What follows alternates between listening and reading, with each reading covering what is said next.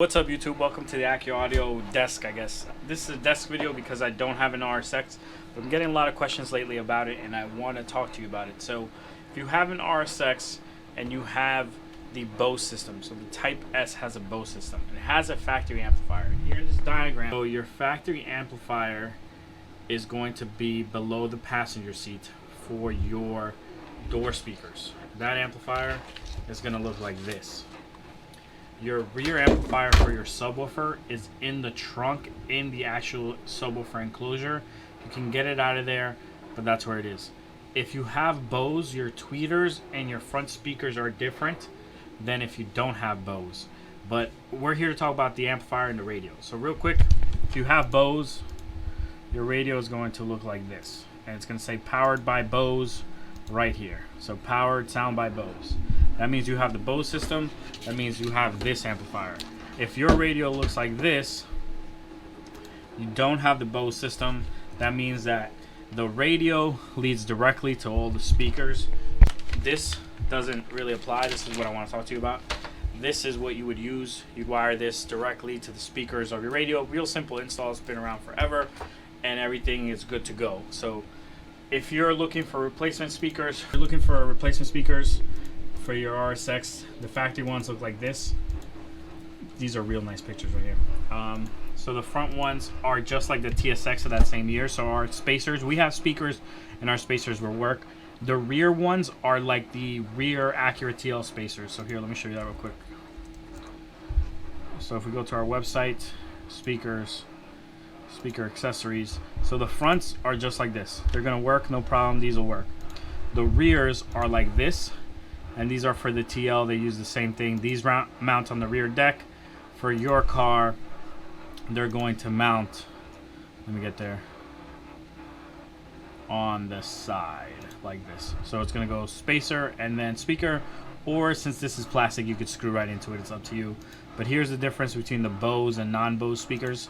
So the Bose speakers screw into a cup or mounting ring already. And what's funny is this is the same one that's in the TL. So the Acura TL uses these as well. So if you need speakers, you can get them out of the front of Acura TL. We have speakers if you have Bose or you don't have Bose. So these are the Bose speakers. They look like this outside of the cups. Non-Bose speakers look like that. So if you need speakers for your RSX, we have them. We have the spacers to help you replace it. Now that we covered the radio, so if you don't have Bose, it's real simple, straight radio install. All you have to do is, if you want new speakers, change the speakers. The tweeter harness, let me show you that real quick because they are different. It looks like this, and we carry this harness as well. So if you go back to our website and go speaker accessories, it's right here. Actually, sorry, it's these right here. And there you go. So if you want to change the speakers in your RSX, it's pretty simple. But back to the amp. So this is going to plague you. You want to replace this radio, come on, in your RSX. You go to replace it, you use the regular speaker harnesses. So you use these regular ones, you get terrible audio. It sounds very distorted. You figure out you have an amplifier. You look, this amplifier is under the passenger seat. You just unbolt it and then you're able to get it out, and then it has this connector right here. This connector has a tab and you pull it out, and this is your Bose amplifier. Here's the part number if you're looking for it. This is from a CL, but the CL and the TL share the same amp and the MDX, but that's irrelevant. We'll cover that if anything later. So now what you want to do is you want to bypass the amp so that you can send audio from your radio straight to here. So you could run wire from your radio, cut these, and put these together, and I'll show you what each one is so you can figure out where your speakers are.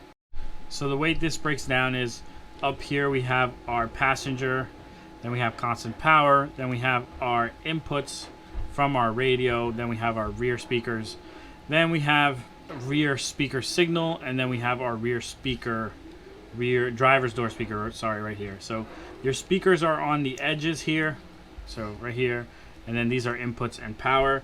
So what that ends up looking like is a harness like this. So if you didn't want to cut this and wiretap, this we sell, plugs into here, and this is what I was saying. Here are your left speakers, so green, white. here are your right speakers, gray and purple, and they're labeled so you know which ones are which. And then this is the output from the factory radio. So if you were keeping the factory radio, you can grab the low level signal from the factory radio here, so you could feed it to an aftermarket amplifier if you wanted to. If you aren't going to use these, most of the time you aren't going to hook these up. What you're going to end up doing is you're going to take these four right here, and you're going to wire them directly to the speaker wire coming out of here. And now you bypass the amp, so this is no longer being used, and you have your speakers being powered directly by the radio.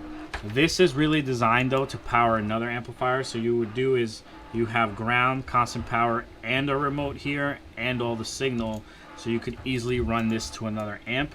If you're interested, we've been looking for someone to do a plug and play amp with this car to test. So if you want to be a test dummy, hit us up and we will let you know.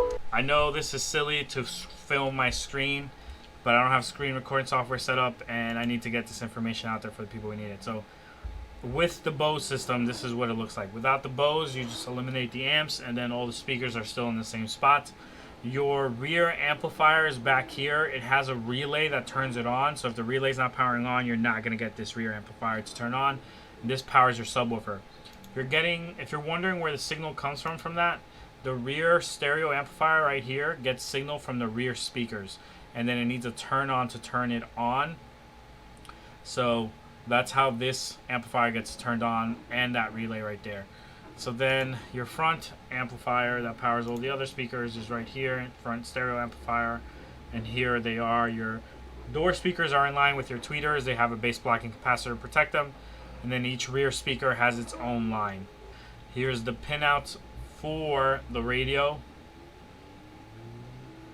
when you have Bose. So that's what it looks like in the back, and I showed you that earlier.